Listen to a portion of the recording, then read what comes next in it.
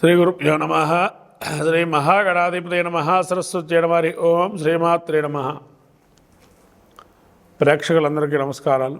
రాబోయేటువంటి ఈ యొక్క మార్గశిర మాసంలో డిసెంబర్ మాసం, ఈ మాస ఫలితాలు మనం చూసుకున్నట్లయితే ప్రతి మాసంలో కూడా మనకు ద్వాదశ రాసుల వారి యొక్క పరిస్థితిని చూసుకొని వాటి తగ్గట్టుగా మనము ప్రతినిత్యం కూడా దేవతారాధన చేస్తూ ఆ యొక్క నవగ్రహ అనుగ్రహం కలిగి ముందుకు వెళ్తుంటాము.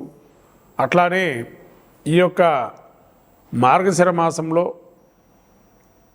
మనం తీసుకోవాల్సినటువంటి జాగ్రత్తలు, దానికి పరిష్కార మార్గాలు చూసుకున్నట్లయితే ముఖ్యంగా కర్కాటక రాశి వారికి చూసినట్టయితే కర్కాటక రాశిలో ముఖ్యంగా ఈ యొక్క పురుష నక్షత్రం 4 పాదాలు, పుష్యమి నక్షత్రం 4 పాదాలు, ఆశ్లేష నక్షత్రము 4 పాదాలు కర్కాటక రాశికి చెందినవి.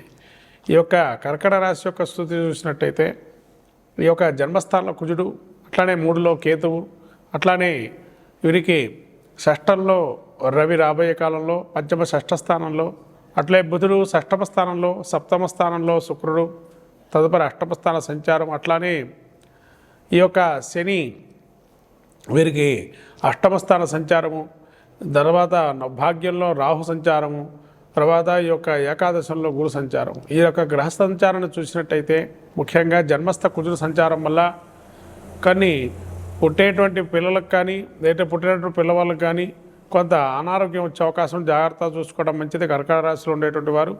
అట్లనే కర్కాటక రాశి వారికి జన్మస్థ కుజుడు సంచారం వల్ల కొంత అధికమైన ఉష్ణోగ్రతతో ఉండేటువంటి, అంటే హార్ట్ సంబంధించి కానీ ఉన్నటువంటి హృద్రోగ ఎవరైతే ఉంటారో వాళ్ళు చాలా జాగ్రత్తగా చూసుకోవాలి అనారోగ్యాన్ని. ఎందుకంటే ఈ జన్మస్థ కుజుడు చాలా వరకు కూడా హార్ట్కి సంబంధించిన ఇబ్బందులు వచ్చే అవకాశం ఉంటుంది. కాబట్టి చాలా జాగ్రత్తగా చూసుకోవడం మంచిది. తదుపరి అకారణంగా ఎవరితో వైరాలు పెట్టుకోవడం మంచిది కాదు. కారణం లేకుండా వైరం పెట్టుకోవడం వల్ల మిమ్మల్ని శత్రువుగా భావం చేసే అవకాశం ఉంటుంది. అట్లే కుజుడు జన్మంలో ఉండడం వల్ల అధికమైన ఉష్ణోగ్రత ఎక్కువగా, శరీరానికి ఉష్ణం ఎక్కువగా ఉండడం అవకాశం ఉంటుంది. అట్లనే తృతీయంలో 3లో కేతు ఉండడం వల్ల మిమ్మల్ని సహకరించేవారు, మిమ్మల్ని ప్రోత్బలించేవాళ్ళు తక్కువగా ఉంటారు.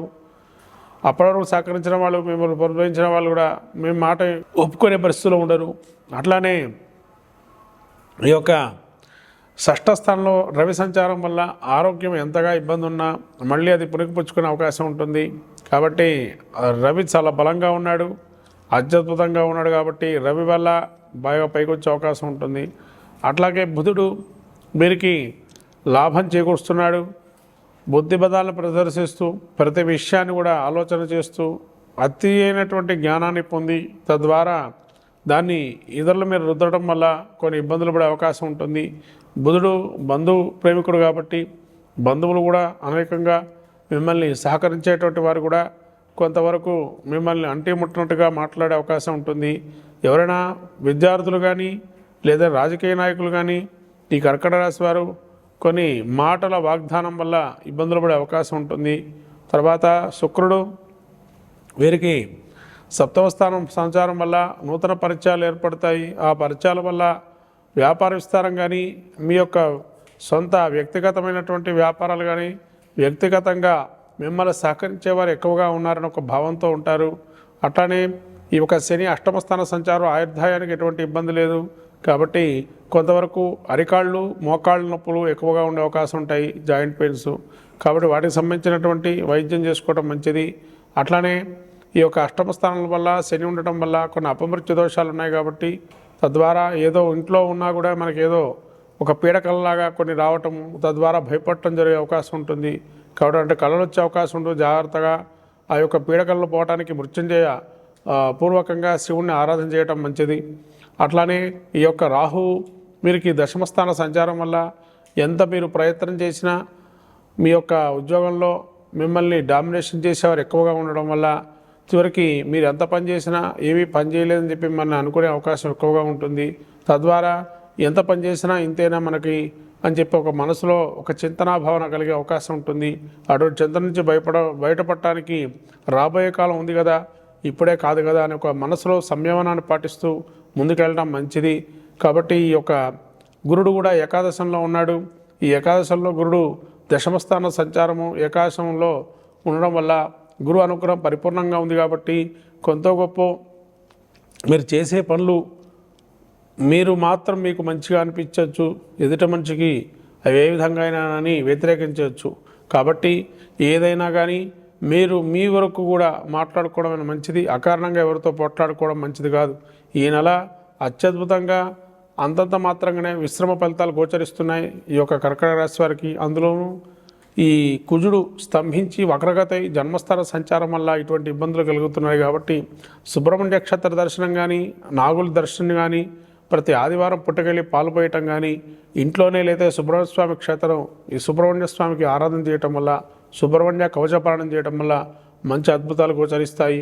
అట్లానే శుక్రుడు అనుకూలంగా పొందడానికి మహాలక్ష్మి ఆరాధన తప్పనిసరిగా చేయడం మంచిది.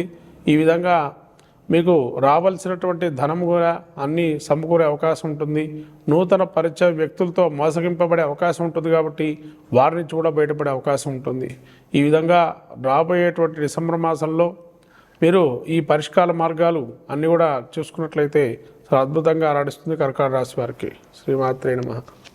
ఈ మార్గశిర మాసంలో ద్వాదశ రాశి వాళ్ళు అందరూ కూడా ద్వాదశ రాశి స్థితిలో ఉండేటువంటి నక్షత్రాదులు గ్రహాలు అనుకూలము కావాలి అనుకుంటే ఏదైతే మనకు ద్వాదశ రాశుల్లో కొంతవరకు ఒక కానీ 2 గ్రహాలు కానీ విపరీతమైనటువంటి ఇబ్బందులు కలుగజేస్తున్నారు. కాబట్టి రాబోయేటువంటి మార్గశిర మాసం అంతా కూడా ఎవరికి అయినా కూడా ఒక మంత్రాన్ని పఠిస్తూ తద్వారా 40 రోజులు కానీ 30 రోజులు పఠిస్తూ ఉంటే ఖచ్చితంగా ఫలితాన్ని ఇస్తుంది. ఎందుకంటే మనకు విశేషంగా మార్గశిర మాసం వ్రత నియమాల్లో బ్రహ్మచర్యాన్ని కానీ పాటించి ఒక మంత్రాన్ని కనుక జపం చేస్తూ తదేకంగా ఉంటే ఫలితాన్ని తప్పకుండా ఉంటుందని మనకు శాస్త్రం చెప్పబడింది. ఇక్కడ మార్గశిర మాసంలో కఠోరంగా ఎవరైతే ఒక నియమబద్ధంగా అనేక దినములు కూడా కొన్ని మంత్రాలని పఠిస్తే కనుక అద్భుతంగా గోచరిస్తుంది. దానిలో కొన్ని దేవతా మంత్రాలు ఏవేంటి అంటే దత్తాత్రేయ స్వామి యొక్క జయంతి ఉంది కాబట్టి దత్తాత్రేయ స్వామి మంత్రాన్ని కానీ, అట్లానే హనుమద్ వ్రతం హనుమంతుడి యొక్క మంత్రం కానీ, ఎవరైనా అయ్యప్ప మాల దీక్ష వేసుకుంటే స్వామివారి యొక్క మంత్రాన్ని కానీ, అట్లానే వెంకటేశ్వర స్వామికి కానీ, విష్ణుమూర్తికి కానీ, లక్ష్మీదేవి కానీ ఈ మంత్రాలు ఒక దీక్షగా ఒక సంఖ్యాక్రమంగా చేసుకొని 12 రాశుల వాళ్ళు ఏదైతే ఒక పట్టణంగా తీస్తారో వాళ్ళకి గ్రహాలు ఏవైతే చెప్పబడిందో ఆ గ్రహాలకు సంబంధించి ఆ జపాన్ని కనుక చేస్తే తప్పకంగా కఠోరంగా మార్గశిర మాసంలో ఫలితాలు వస్తాయి. కాబట్టి అందరూ కూడా 12 రాశుల వాళ్ళు ముఖ్యంగా విష్ణుమూర్తి ప్రీతికి నైవేద్యంగా ఒక కట్టె పొంగల్ నైవేద్యం పెట్టడం వల్ల చాలా అద్భుతంగా గోచరిస్తుంది ఈ మాసంలో విష్ణుమూర్తి ప్రీతిగా చేయటం వల్ల. అట్లాగే రాబోయే ఇంకా అనేక మాసాలు ఉన్నాయి మనకు. పంచాయతనంగా పూర్వకంగా ఆరాధన చేస్తే కనుక ఇది విష్ణుమూర్తి యొక్క మాసంగా గోచరిస్తుంది. కాబట్టి విష్ణుమూర్తికి విరివిగా ఆరాధన చేయటం వల్ల మనకు స్థితిని పెరగటము, అట్లానే దీర్ఘకాలికంగా జపం చేయటం వల్ల ఆ సిద్ధిని పొందడం జరుగుతుంది.